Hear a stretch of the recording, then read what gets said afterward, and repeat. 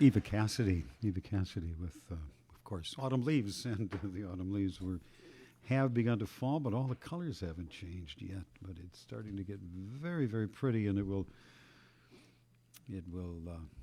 as the leaves change, it will relieve some of the sense of gray that seems to be the rule here for a time. And yet, our weather for today includes a chance of some drizzle yet for a time this morning, and then tonight showers are virtually certain. About an 80% chance of showers tomorrow, showers and breezy. 71 will be the high temperature tomorrow, Wednesday, but then back to 50 degrees Thursday, sunshine then. And chance for some rain this weekend, and daytime high temperatures back to around 50 degrees. Don't see any overnight frost this week, but today a high of 57. The temperature has been had been in just in the 40s, the low to mid 40s overnight around the region. And joining me this morning, Paul DeMain, who is the editor of news from Indian Country and Indian Country TV as well. Paul, good morning. Good morning, Eric. Nice to see you. You know, the news this morning about a voter survey, and as you probably know, the here in our parts, the League of Women Voters is offering an opportunity for people to go to the Hayward Library and have assistance with voter registration, which has been problematic here in the state. As you may have heard, and I'm sure you know, 5% of Wisconsin people in this, there are 5% of people who wish to vote couldn't because they didn't have the proper voter ID, and that's how many people? 2016, I was just reading that it was around 300,000 people, and Trump won by 27,000 votes. So 300,000 people being disenfranchised of their constitutional protected right to vote is an awful lot of people. Republicans would be up in the arms if 300,000 people couldn't get couldn't buy a gun, kind of a thing. They'd be all over the place. So it's interesting that people are willing to put impediments in front of that constitutional right in order to seize power, which is basically what it is. And it's been a power seizing session between not only the voter ID laws, but the gerrymandering and the billions that has come into Wisconsin, for example, a lot of other states, in dark money. And by dark money, that is money that's not collected by the candidate, but is spent on behalf of a candidate. And a lot of that dark money ends up being the kind of attack dog. Can we smear this candidate rather than allow him to present his ideas? And between the Koch brothers and Americans for Prosperity, there's been, literally, like I said, literally $1 billion spent in Wisconsin in the last decade. Yeah, just tons of money. And as you talk about, attack, the Walker campaign, actually, people supporting Governor Scott Walker for his reelection bid, attacking Tony Evers for some issue regarding a Middleton school teacher back when. And yet it seems that the real truth of the matter is that there was nothing that the superintendent of public instruction, Tony Evers, could do about that situation, but then did work to change the law to make it possible to remove a teacher Absolutely. who may have violated some norm there in the school. It might have been some kind of a sexual assault of some kind, or predation, or viewing of pornography. I don't remember exactly what it was. But viewing pornography. Evers was accused of not firing him, and he was prevented by doing that by Wisconsin state law, and he helped craft a law that allowed him to do that. So to accuse him of doing something he couldn't do is negative, and it's wrong. It's a lie, but they're willing to do this in order to maintain their power structure. Of course, the polls are showing that people may have had enough of 8 years of this particular administration inaction on, for example, trying to get the road system into place. Despite the fact that the Walker administration supports private transportation over public transportation, the roads are in horrible shape in a lot of places.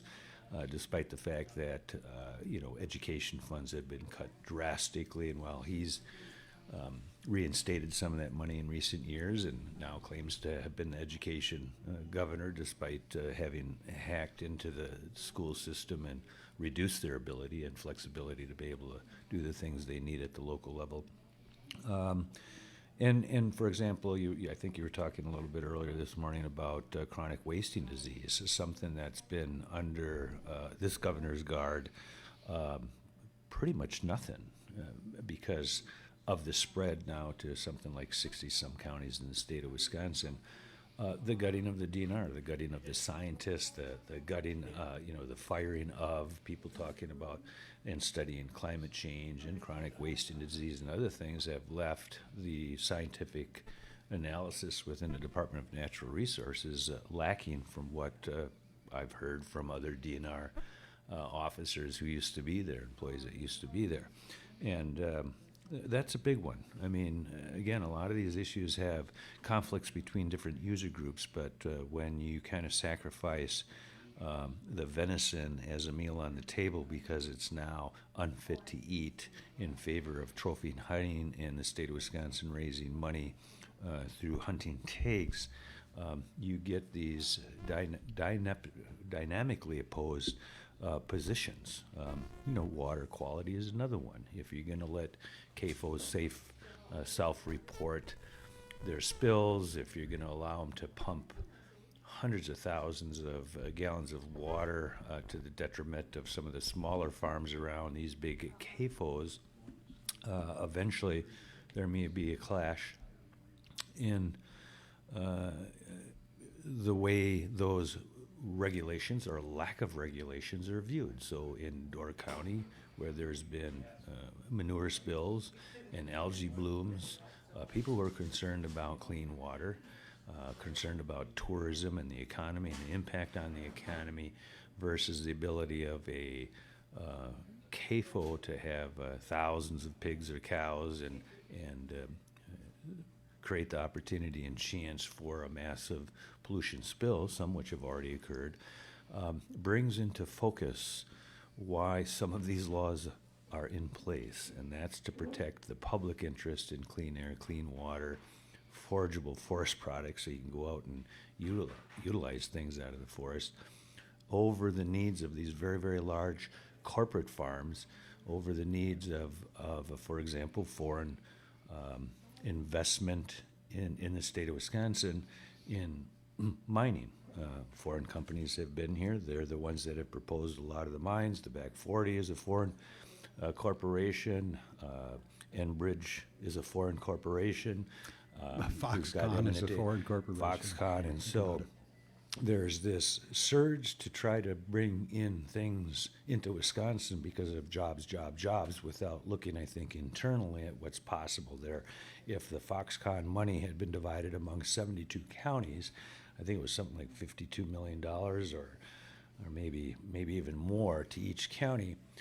Each county, I think, would have been really creative in terms of economic development opportunities that exist in their local community and would be compatible with their particular values rather than concentrating this foreign company down in southern Wisconsin where they're now talking about having to fill in wetlands. They're talking about maybe have to take water out of Lake Michigan to bring it in to make it function.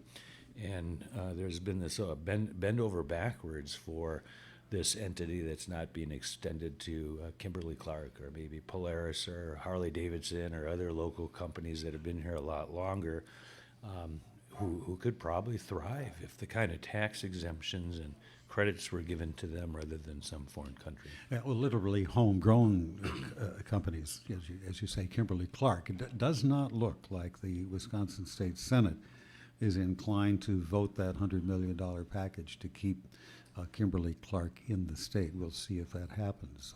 But they want to invest in a company from Taiwan at the expense of taxpayers. Yeah. That's our money. That's your money. Chronic wasting disease. This morning, the news that the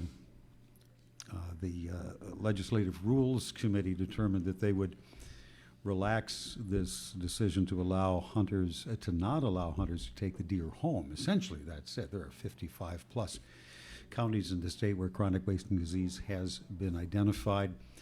if you were to shoot a deer in any one of those counties, which is making it almost virtually all for all intents and purposes, you couldn't take that deer home unless you had it tested, unless you had it quartered, unless you had it butchered and processed in that county where the deer was shot, if in a chronic wasting disease affected county, making it a bit difficult for somebody, say, from Dane County or southern Wisconsin to come up hunting in the north and then having to have it all taken care of here before taking it home.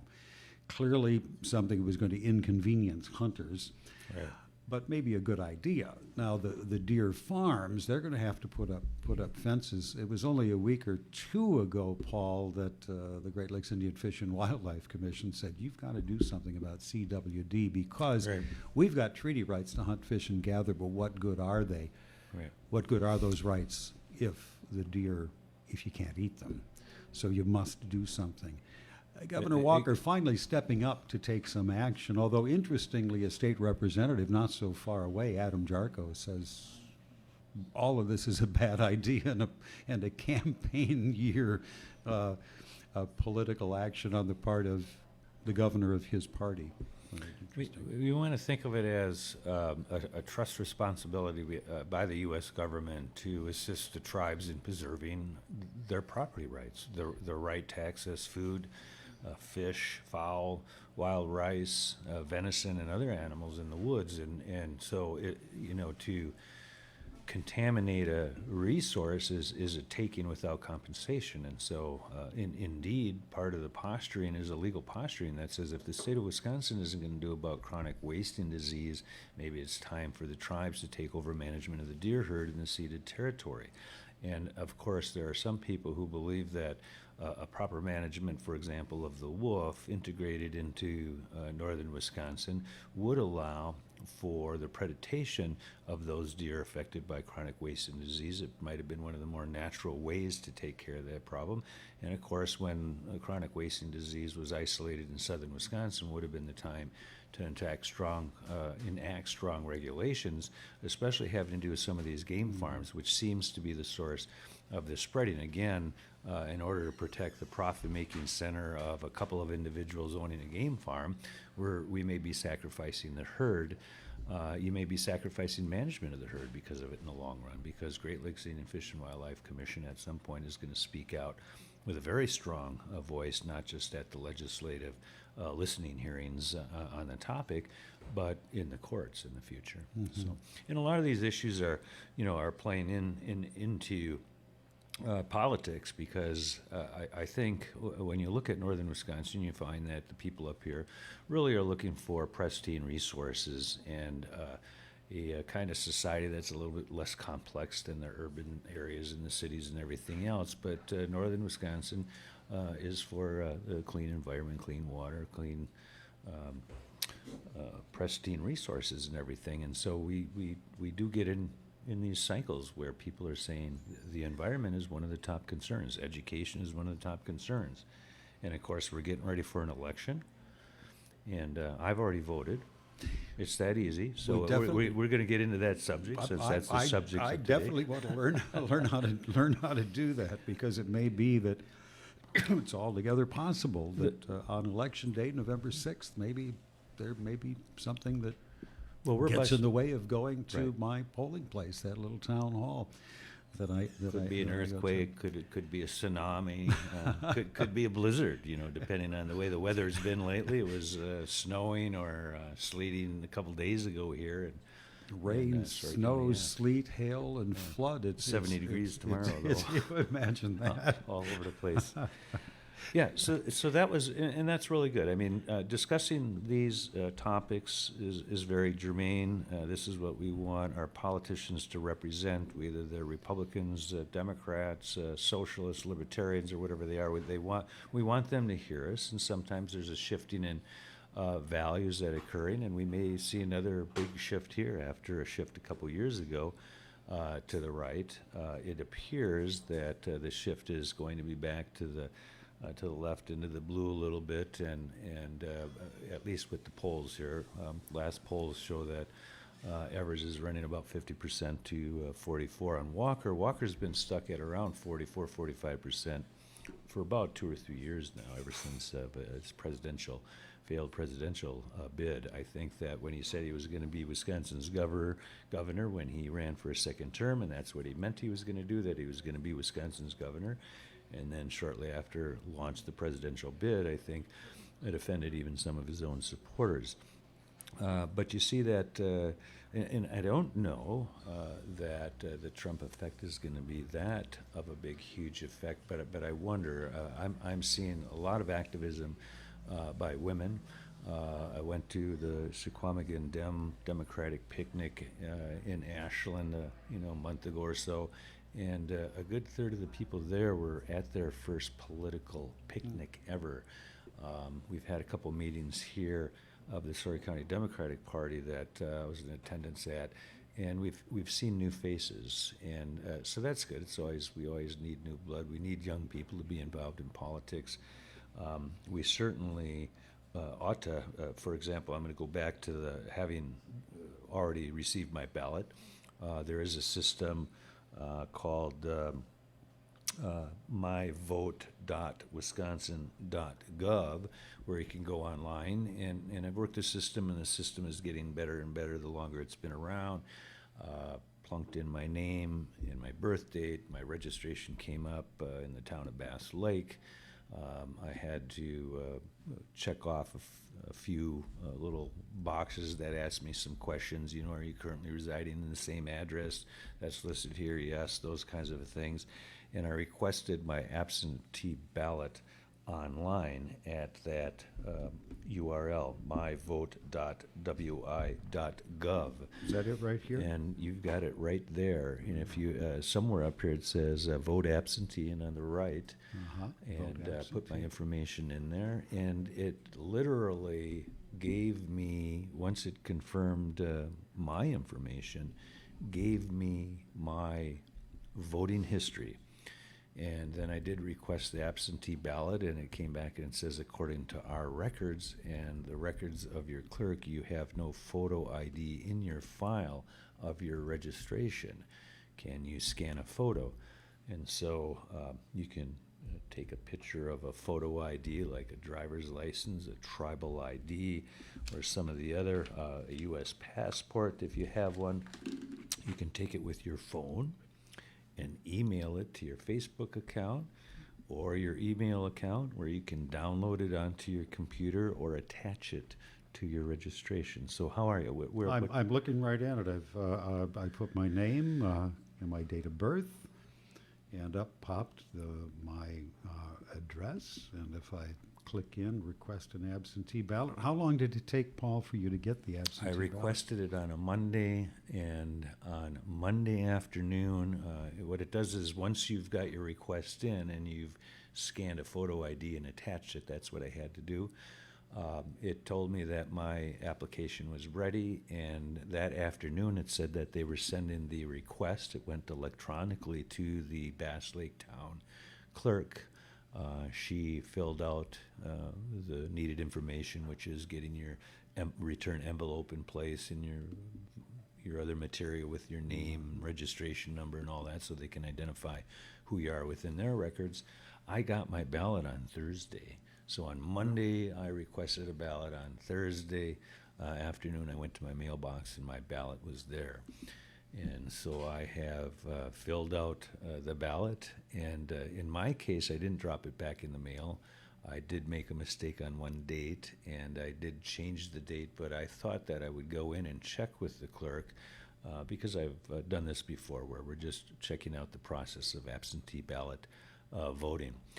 And she, most of our clerks are very appreciative of that give and take. Is this the correct way to do this? If I make a mistake, what should I do? And she said, strike it out, but initial it, so that your initials are on that strikeout, and we can clearly see what the error was, and you've corrected. What I did is I put 10/15 or something, October 15th as the date rather than September 15th or something like that. And so I scratched it out, wrote the new date in, and initialed it in front of her, put it in the ballot. She didn't look at the ballot. She doesn't want to look at the ballot. She doesn't want to know what's on the ballot.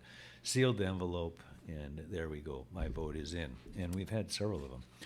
Now, Paul, I went through the step and I said I'd like an absentee ballot, and it said you've not yet requested your ballot. Our records show that you do not have a photo on ID on Right. file. Because at the local level, what they do is they check your ID. They haven't scanned Sure. it. And in this case, you're going to scan a photo ID, tribal ID, driver's license, U.S. passport, anything that has your photo on a state identification card that's available at the Division of Motor Vehicles.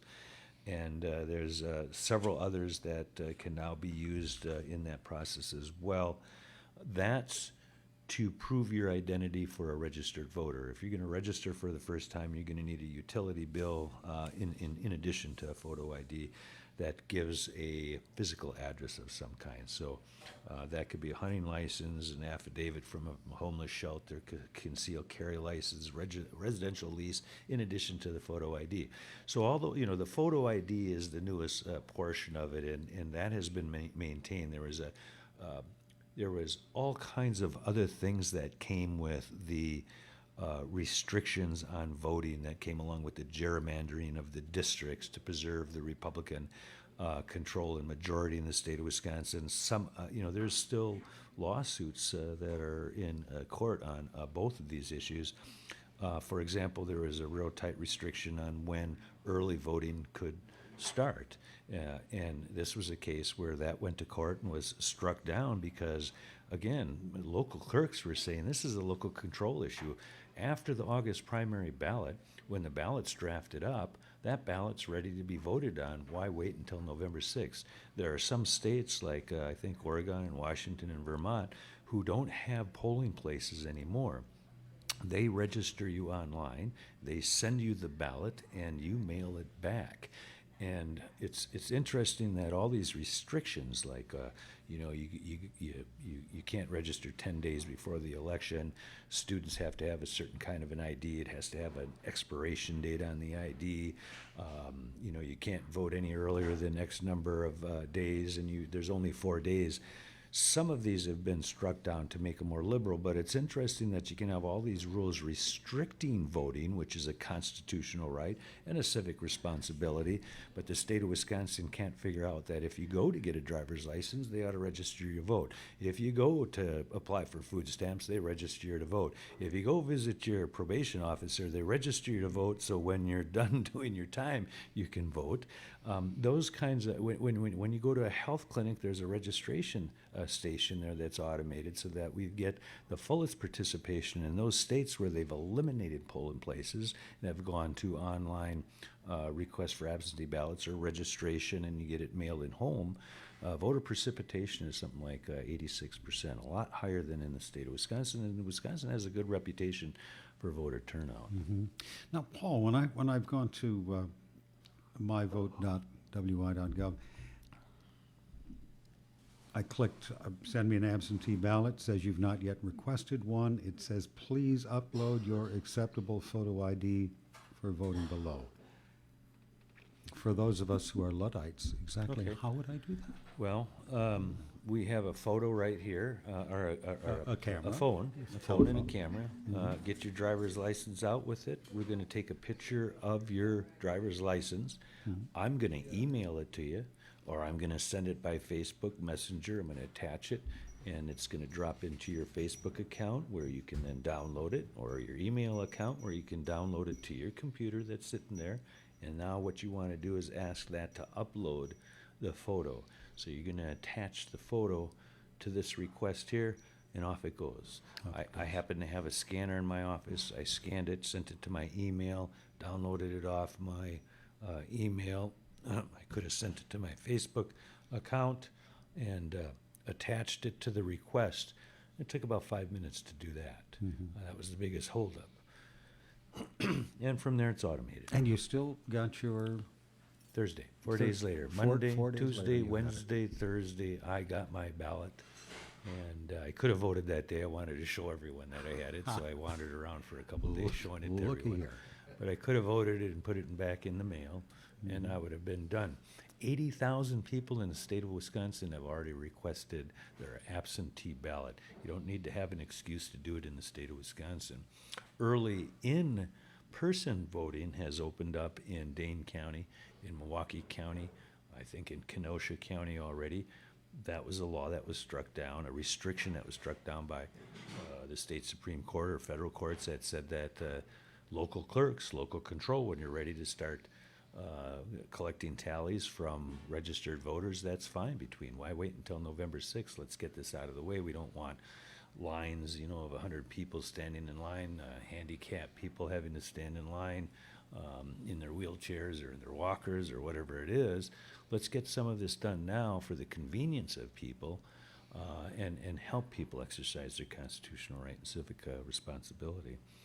So that didn't take hardly long at all, and I think the 80,000 request to, actually as of September 23rd, I'm going to see if there's another report later this week, there's about 80,000 people by September 23rd. We're breaking all records in the state of Wisconsin in terms of absentee ballot voting. Now by October, I think 15th in the state of Wisconsin or thereabouts, every single clerk's office has to provide for in-person absentee ballot voting. So you need to find out what the hours of your local office is. At the Bass Lake, they're open on Monday, Tuesdays, and Thursdays or something like that. And on those particular days, you can go in after, I believe, October 15th and request your ballot right there. You get your ballot, you can vote there. They'll put it in an envelope and seal it and put it in the box to be counted on election night. Mm-hmm. And you're done voting, and then if there's a tsunami or an earthquake or a thunder blizzard or whatever you want to call it, you're done. There's always something that's coming up. So our job, my job, in a way, philosophically, because while I'm a Democrat, I'm heavily involved in Democratic politics, has always been about civic responsibility. I want Republicans and Libertarians and Socialists and Communists and everyone, to get out and vote because that's what the process is.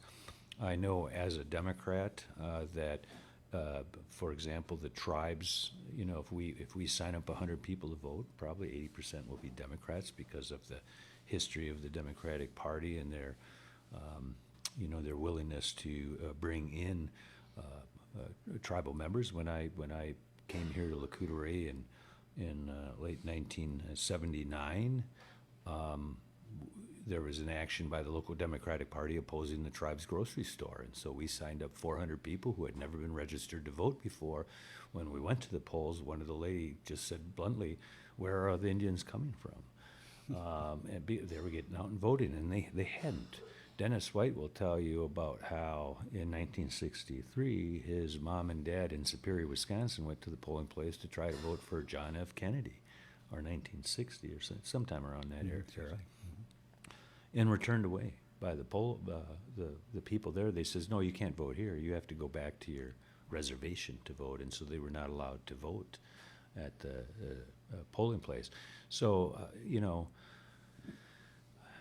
there was a time when tribal people didn't participate in it because they didn't, they weren't part of the social fabric of the political systems and left out. And so I enjoy seeing American Indian representatives in the Republican Party as much as I do in the Democratic Party. They need a few people there to temper some of the ignorance that belongs in that party, and both parties can be involved in that, politicians. I recall when then State Representative Gary Sherman, I'm not sure if it was first election or it may have been a re-election campaign, which he also won, that he could count the votes and say it was he a Democrat, that it was reservation, it was tribal vote that made the difference. It was actually Pat Smith who counted the votes in her district in that year when we signed up 400 people, and she won by something like 213 votes, and she was on the reservation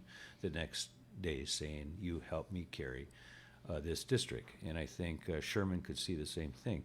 In Story County, there had been, since the 1950s, consistent Republican wins for anyone who put their name on the ballot, either at local level or at the regional level. And tribal participation, to some extent, has turned the county purple. And we can see that in our data, there's probably somewhere around 1,500 eligible tribal voters, and a very young category of voters, but growing fairly rapidly. And of course, the tribe employs people. LCO tribal members are married to other Indians of other tribes. They have non-Indian spouses. There's the employees, there's the vendors, there's the impact of social networks. And so the impact of the tribe in Sawyer County is probably around anywhere from, I'm going to say 1,200 to 1,800 potential votes. When the tribe turns out, there's analysis that can be done that shows how the tribe impacts, especially in Bass Lake Township and the town of Hayward.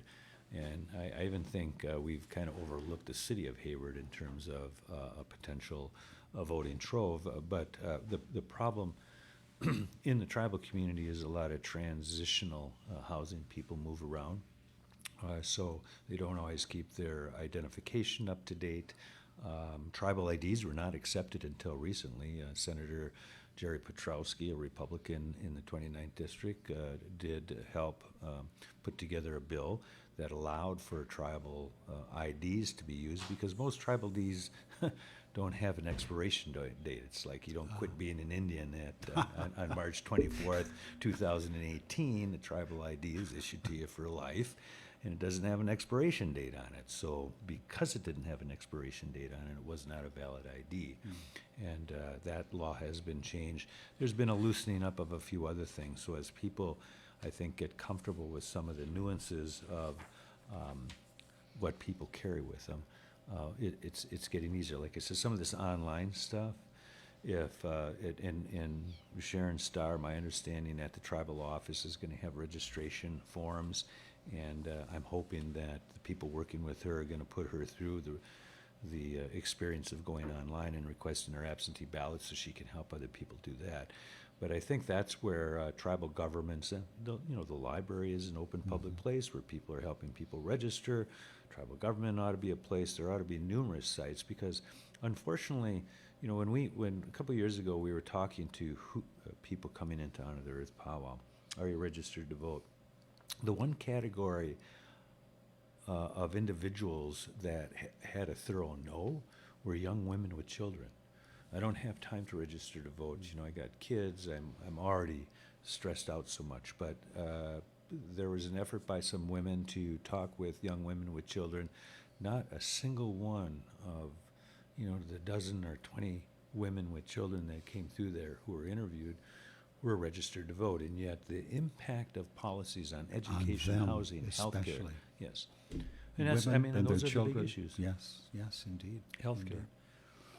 Paul, we've got a number of races around here. Obviously, Tony Evers statewide, Tammy Baldwin running against the very conservative Leo Vukmir,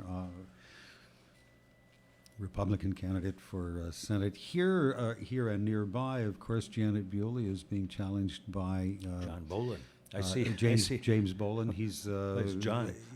It's John because he's got signs here on the reservation, even though it's not his district. I That's thought a his good name land. was James. Oh, well, maybe he changed it. Wow.